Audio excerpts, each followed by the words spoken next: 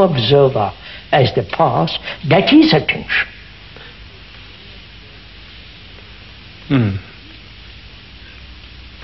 So I don't know if you've gone into the question of meditation here. I don't, that's another subject. Well, that may be a relevant subject. It seems that what you're talking about may happen partially. It can't happen. Then you keep how partial mess and partial not mess. We're back again to the same position. Yes. But do you think this kind of attention you're talking about is the sort of thing that many people experience occasionally in moments of great beauty, or occasionally a piece of music they're really enjoying, lose themselves and so on? Do you think that many of us have had glimpses of this in these kinds of experience? That's it. When I see a mountain, the majesty, the dignity and the depth of it drives away myself. A child with a toy, the toy absorbs him. Mountain has absorbed me. Toy has absorbed the child. I said that means something, there is something outside which will absorb me, which will make me peaceful, which means an outside agency that will keep me quiet. God, prayer, looking up to something or other. If I reject an outside agency completely, nothing can absorb me. Then they say, well, if you absorb me, when you are gone, I'm back to myself. Yes. So I discard any sense of external agency which will absorb me. So I'm left with myself. That's my point. I see. So you're suggesting that when this happens partially, it's because we're depending on something? Yes, of course. I see. It's like my depending on my wife. Or my therapist, or my problem. Something or other. Yeah. Like a Hindu, Catholic, or anybody, they depend on something. Well, therefore, dependence demands attachment. Now, it's possible to listen to you say this and have the idea of what you're talking about and try and do that. You can't do it. That means you're acting again. You want something out of it. In exchange, I give you this, give me that. That's just a trade.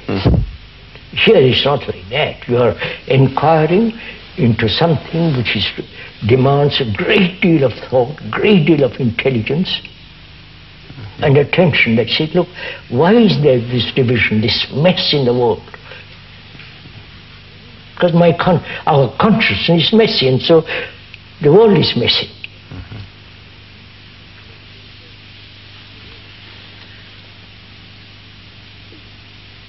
So, from that arises, is it possible to be free of the self? Consciousness, the messy consciousness is the self.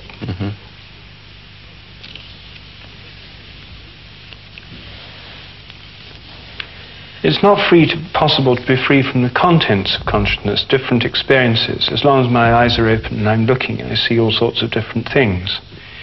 Now, what you were saying about the attention when one's looking at a mountain, for example, are you suggesting that if I have that same kind of attention to everything I experience, that then this is the... See, again, you experience. Yes, well, all right, but... But you are the experience. Yes. Right? That means there is no experience.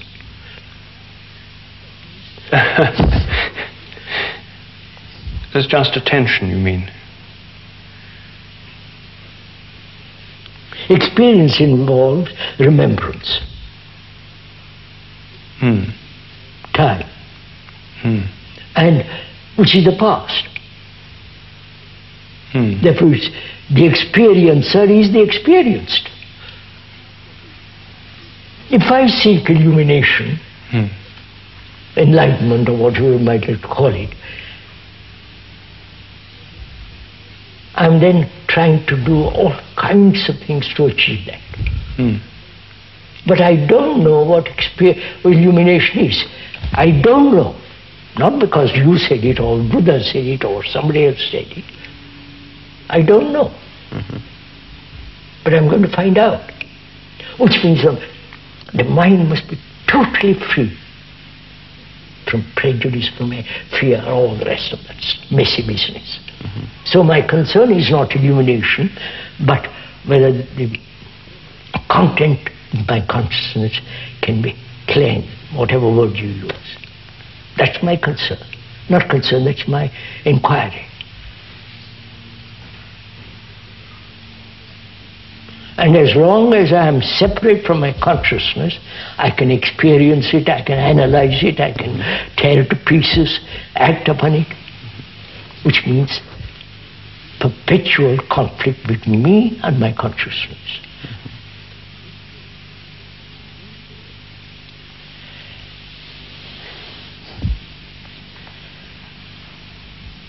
I wonder why we accept all this. Why do I accept that I'm a Hindu? Why do I accept that I'm a Catholic? You follow? Yes. Why do we accept what other people say? Well, we say it ourselves. Huh? We say it ourselves. Yes. No, not only we say it out, but it's encouraged, sustained, nourished by people outside. Why? Why do we accept? He is a professor. And he's teaching me, I accept that. Because he knows biology much more than I do. I go to his class and I'm being informed with what he says. But he's not my guru. He's not my behavioral guide. He's giving me information about biology and I'm interested in it. I want to study it and I want to go out in the field and do all kinds of stuff. But why do we accept authority, psychological authority, spiritual, quote, spiritual authority? Again we come back security. I don't know what to do, but you know better than I do. You're my guru. I refuse that position.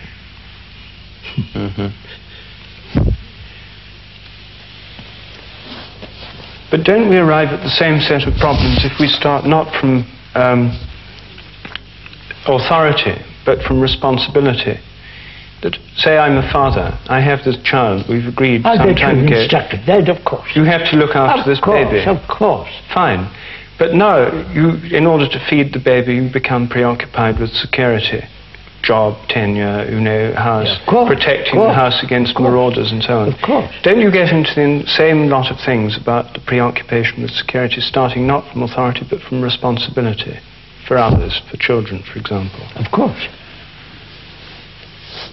So if you, then what is the answer to that? It's easy to say you should reject responsibility. Of course, if I have money, if I earn money, job, so on, I have to look after myself. If I have servants, I have to look after servants, my children, perhaps their children too. I'm responsible for all that. Yes.